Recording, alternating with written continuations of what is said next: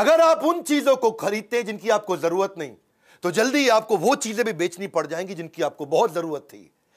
दूसरा, if you can not control emotions you can not control your money. तीसरा, if you don't find a way to make money while you sleep, then you will have to work until you die। अगर नींद में भी तू पैसा नहीं कमा पा रहा है सोते सोते, तो तुझे सारी जिंदगी काम करना पड़ेगा। नमस्कार, मैं Vivek Bindra, founder and CEO बड़ा बिजनेस.com। आज बात कर रहा हूं वॉरेन बफे की। गेम चेंजिंग वीडियो है। ऐसे मैंने पीछे बहुत पावरफुल वीडियोस दिए हैं अभी आपको। Steve Jobs, Marwari, D Mart, Mary Kom, Gandhi, life in 2050, Singapore, McDonald's, Bengali community, success habits of billionaire, आगे भी दूंगा। कमेंट बॉक्स में आप बता रहे हैं ना, आपके सारे कमेंट्स को पढ़ रहा हूं। तेंदुलकर का जन्मदिन आने वाला है। अजीत डोवाल कैसे इतने बुद्धिमान, क्या क्या किया। पॉलिटिकल रिलेशन सोच रहा हूं मैं, इंडिया, चाइना, पाकिस्तान और यूएस से कैसे इतना राइज कर गया, इतना पैसा कमाया। टेक्सटाइल इंडस्ट्री, कोई और भी हो नीचे बताइएगा। पर आज बात करूंगा ऐसे आदमी का, दुनिया के 4 सबसे अमीर आदमियों में उसका नाम आया पिछले 20 साल तक। कभी रैंक 1, कभी रैंक 2, कभी रैंक 3, कभी रैंक 4। 2008 में दुनिया का सबसे अमीर आदमी था।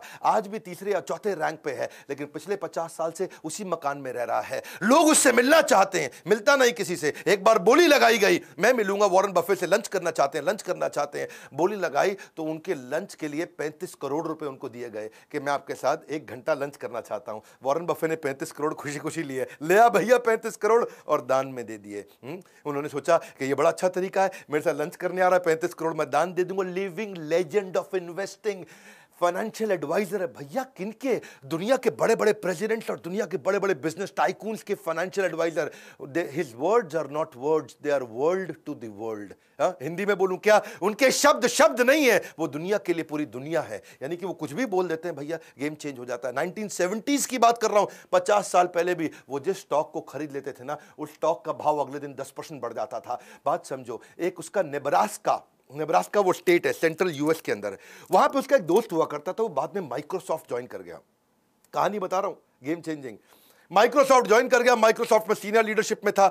नेब्रास्का के उस दोस्त ने एक बारी उससे पूछा, भैया वॉरेन बफे एक बात बता, तू माइक्रोसॉफ्ट में इन्वेस्ट नहीं करता, उसका स्टॉक नहीं खरीदता, तुझे क्या लगता है माइक्रोसॉफ्ट में कोई कमी रह गई है जो तू उसका स्टॉक नहीं खरीद रहा? उसने ईमेल लिखा वॉरेन बफे को। वो जिंदगी का पहला ईमेल, वॉरेन बफे ने उसको रिप्लाई किया। नेब्रास्का का उसका दोस्त था, तो उसने रिप्लाई करते वक्त बताया, मैं माइक्रोसॉफ्ट इसलिए नहीं लेता, इसलिए नहीं लेता, इसलिए नहीं लेता, बहुत सारे कारण लिख दिए। और साथ में उसने उसको नेब्रास्का की फुटबॉल टीम जो बड़ी बेकार थी उसके साथ भी कंपेयर कर दिया। अब वो मेल तो कर दिया, एक मेल किया था, लेकिन थोड़े दिन के बाद जो वहां की सरकार थी, यूएस गवर्नमेंट, उसने उस मेल को ट्रैक करके निकाल लिया। उन्होंने उस मेल को, प्राइवेट मेल को पढ़ा, और वो उनको लगा कि ओहो, इससे तो हमें माइक्रोसॉफ्ट के बारे में बहुत कुछ समझ में आ रहा है, वॉरेन बफे ने ये बात बोली है। वो मेल जाकर के बाद में वॉल स्ट्रीट जर्नल के अखबार में छप गई।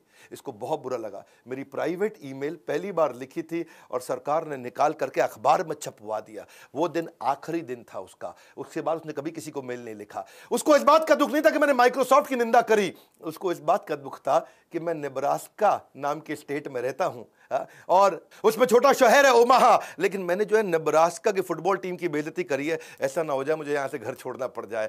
बहरहाल, एनुअल लेटर जरूर लिखते हैं अपने सारे शेयर होल्डर को, और जो एनुअल लेटर लिख करके भेजते हैं अपने शेयर होल्डर्स को, जो अपने इन्वेस्टर्स हैं, जब ये उनको भेजते हैं तो पूरी यूनिवर्सिटीज बैठ करके उनके एनुअल लेटर को पढ़ती है, इनकी कही हुई बात को पढ़ा जाता है। यूनिवर्सिटी सिखाती है, अरे देख भाई वॉरेन बफे ने चिट्ठी लिखी, अरे क्या लिखा होगा इसके। 63 कंपनियां हैं आज वॉरेन बफे की। मेरा वीडियो देख लेना भैया, थोड़ी देर के अंदर मैं इतनी सारी लर्निंग देने वाला हूं। 63 कंपनीज वॉरेन बफे की।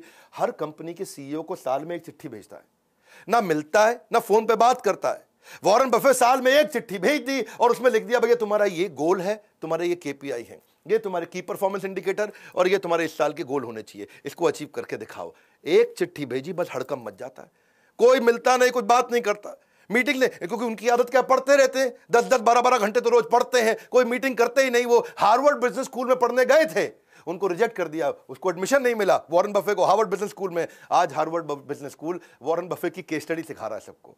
आज बता रहा है भैया वॉरेन बफे इतना बड़ा कैसे होगा, उसको उस समय पढ़ने नहीं दिया था। आज एक बात समझ लेना, जो सबसे बड़े 100 अरबपति हैं दुनिया के, उनमें से 80% लोग खुद से अरबपति बने हैं, माँ बाप के पैसे से नहीं बने हैं। और वो बड़ी अच्छी एडवाइस भी देते हैं लोगों को, कहते हैं क्रेडिट कार्ड से दूर रहना, पैसे ने आदमी को नहीं बनाया, आदमी ने पैसे को बनाया, इसको याद रखना। और दूसरे के कहे अनुसार काम नहीं करना, अपनी बुद्धि से काम करना। बचपन में इनके खून के अंदर बिजनेस घुस गया। इनको पहले से ही पता था अमीर तो बहुत बनने वाला हूं। 6 साल की उम्र में रिसर्च करने चले गए दुकान के बाहर, अरे कौन सी कोल्ड ड्रिंक के ढक्कन ज्यादा हैं, बाहर जाके ढूंढने लगे, अरे इसका ढक्कन उसका ढक्कन, अलग अलग ढक्कन देखे उन्होंने। वहां जाकर रिसर्च में इनको समझ में आया सबसे ज्यादा कोल्ड ड्रिंक के ढक्कन बाहर कोका कोला के पड़े हैं। उससे उसने धंधा चालू कर दिया। 6 कैन कोका कोला के 25 सेंट में खरीदता था, 30 सेंट में बेचाता था, 25 सेंट में खरीदता था, 30 सेंट में बेचाता था।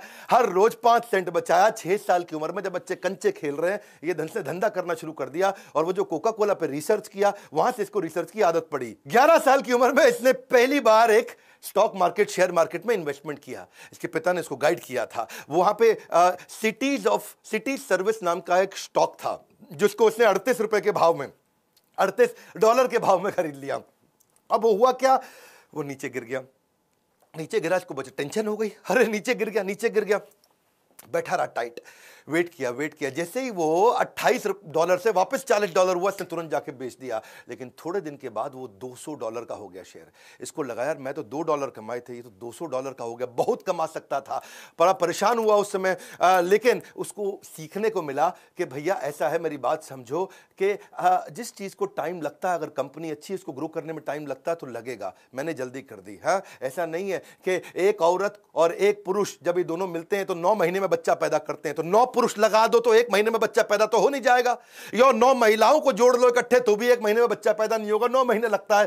तो मैंने वेट नहीं किया, इसीलिए मैं हारा। ये एक्सपीरियंस उसको लॉन्ग टर्म वैल्यू इन्वेस्टिंग के बारे में समझ में आया। बाकी सारे बच्चे बेसबॉल खेल रहे थे और ये बाइंग स्टॉक्स खेल रहे थे। 16 साल की उम्र में $53,000 कमा चुके थे।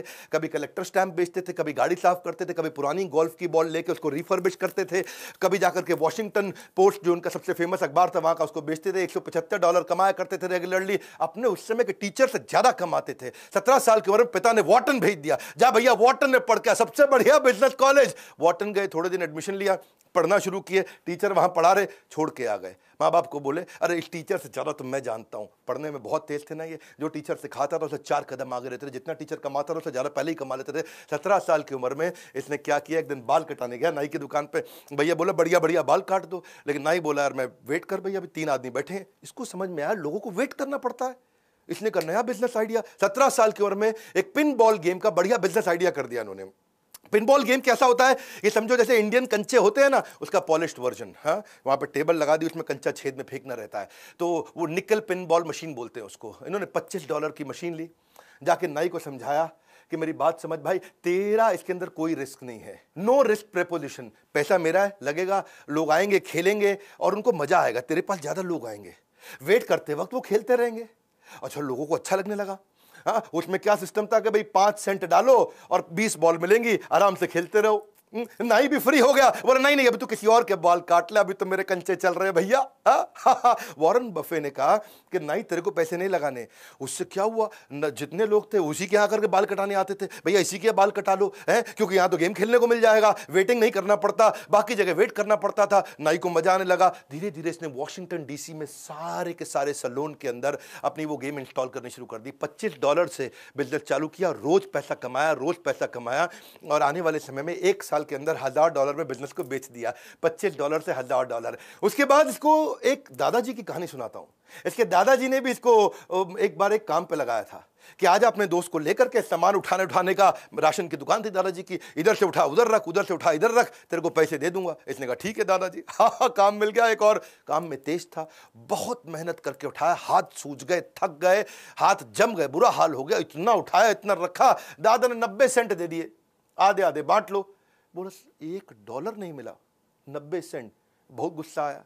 इसने सोचा यार दादा बहुत तेज निकला, सही खेल गया यार, है? पहले कोई कॉन्ट्रैक्ट नहीं बनाया और बाद में 90 सेंट दे दिया, ये कोई पैसा होता है?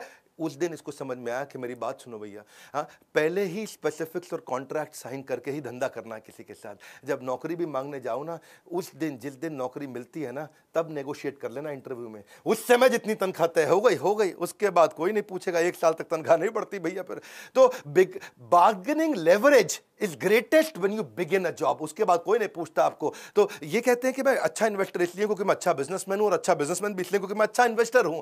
रिस्क कहते हैं कि खत्म हो जाता है जब तुमको समझ में आता है तो तुम कर क्या रहे हो, पहले समझ तो लो तुम कर क्या रहे हो। शेयर मार्केट में रिस्क तो उसको होता है जिसको पता ही नहीं वो पैसा कहां लगा रहा है। ये जीनियस नहीं है, केवल इतने जीनियस नहीं, जीनियस तो है ही, जनरस भी बहुत है। जनरस इतने हैं, कहते हैं कि भाई मेरी कमाई का 1% से ज्यादा मैं अपने ऊपर खर्च करूंगा, ऐसा कुछ होने नहीं वाला। नहीं, मैंने खाना वही $3 का ब्रेकफास्ट है जी, लेकिन वो 99% दूसरों को दे दिया, उनकी जिंदगी बदल जाएगी। ये अपनी जिंदगी में $3 से ऊपर का ब्रेकफास्ट नहीं किया इन्होंने, और अपनी सारी की सारी चैरिटी लोगों को कमिट कर दी। $37 बिलियन ऑलरेडी दे चुके हैं। कोविड की जो आज वैक्सीनेशन आई है उसमें वॉरेन बफेट का बहुत बड़ा कंट्रीब्यूशन, उन्होंने बहुत डोनेशन किया है। ये अपने बच्चों को पूरा पैसा देने में बिलीव नहीं करते। ये कहते हैं कि भाई बच्चों को इंडिपेंडेंट और कॉन्फिडेंट बनाओ, वो खुद ही कमा लेंगे। मैं अपने बच्चों को इतना तो देना चाहता हूं कि उनको लगे कि वो कुछ भी कर सकते हैं, लेकिन इतना नहीं देना चाहता कि उनको लगे कि अब कुछ करने की जरूरत ही नहीं है। इनको हाईएस्ट सिविलियन अवार्ड भी, जैसे अपने भारत रत्न रहता है, वहां प्रेसिडेंशियल मेडल ऑफ फ्रीडम होता है भारत रत्न की तरह यूएस के अंदर, वो उनको बराक ओबामा ने दिया था। बराक ओबामा क्या बोलते हैं, भैया आप मेरी इंस्पिरेशन हो, और ना केवल आप सबसे अमीर हो बल्कि आप सबसे एडमायर्ड और रिस्पेक्टेड भी हो। ये थोड़े लॉयल भी रहते हैं। एक और क्वालिटी बताऊं उनके कपड़ों के मामले में, कपड़े वही पहनते हैं जो एक बार पहन लिए। वैसे चाइना गए थे एक दफा, ये चाइना में वहां एक होटल में रुके हुए, और वहां पे ना एक मैडम ली हुआ करती थी, लोकल दर्जी थी, एक मशीन के साथ में घर में बैठ करके, आसपास किसान की बेटी थी, तब पैसे वाली नहीं थी, तो वो उसने देख लिया वॉरेन बफे को उसी होटल में जाते हुए, और वॉरेन बफे उसके लिए इंस्पिरेशन थे। किसी तरह से होटल के रिसेप्शन से फोन करा के अपने 2 आदमियों से उसने अपॉइंटमेंट ले लिया। वो 2 आदमी घंटी बजा के रूम में घुसे, जाते ही उसका नाप लेने लगे। ला भैया शर्ट का नाप दिखाओ, कोट का नाप दिखाओ, गर्दन देखो, चेस्ट देखो, हैं जी, पेट देखो कितना है। जितनी देर में वॉरेन बफे को समझ में आता, वो कहते हैं सूट का कलर सेलेक्ट कर लो जी। सेलेक्ट कर लिया। उसने कहा पैसे बताओ, इतने में लड़के चले गए। अगले दिन सुबह क्या जबरदस्त स्मार्ट सूट, एकदम बढ़िया स्टिचिंग का, पहुंच गया वॉरेन बफे के पास, और उससे पैसा भी नहीं लिया, सो गिफ्ट कर दिया, क्योंकि वो मैडम ली जो थी वो उसकी बड़ी फैन हुआ करती थी। तो इसने कहा कि भाई सूट बड़ा अच्छा है, ऐसा करो मेरे को 2 सूट और बना दो। मैडम ली ने 20 सूट उसको 3 दिन के बाद फिर से भेज दिए, और 20 के 20 सूट का 1 रुपया नहीं लिया। वॉरेन बफे बड़ा हैरान हो गया, बोला यार तुम पैसा नहीं ले रहे हो मुझसे। हाँ, लेकिन वॉरेन बफे ने उसको प्रमोट बहुत किया, इतना प्रमोट किया कि उनके दोस्त बिल गेट्स, उसके भी कपड़े आज मैडम ली बनाती हैं, और दुनिया भर के लोग कपड़े बनाती हैं। बर्कशायर हैथवे की जो एनुअल जनरल मीटिंग है वहाँ पे भी उनको इन्वाइट किया, और बड़ा उनको धन्यवाद किया। और अब वो दिन है और आज का दिन है, वही 20 सूट है उनके पास। वो पिछले 20 साल से वही 20 सूट अलग अलग दिन बदल के पहनते हैं। ये ऐसे आदमी हैं, अपनी आदतों के साथ लॉयल है, एक जैसा ही ब्रेकफास्ट खाते हैं, वही गाड़ी चलाते हैं, 50 साल से उसी घर में रहते हैं, वही 20 सूट पहनते हैं। यहां तक कि फोन भी उनके पास सैमसंग का वही फ्लिप वाला पुराना है।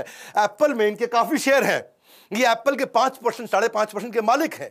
तो टिम कुक एप्पल का सीईओ, वो कहता है भैया मैं आता हूं तुम्हारे पास, तुम यार कम से कम हमारी कंपनी के मालिक को एप्पल का फोन यूज करो। उनको एप्पल का फोन iPhone 11 रिसेंटली दिया उनको, ये लो भैया iPhone 11 इसको इस्तेमाल करो। वॉरेन बफे बोला ठीक है जी। उसमें उसने नया सिम डाल दिया, वो वाला चेंज नहीं किया, सैमसंग चल रहा है, वो नया सिम डाल दिया।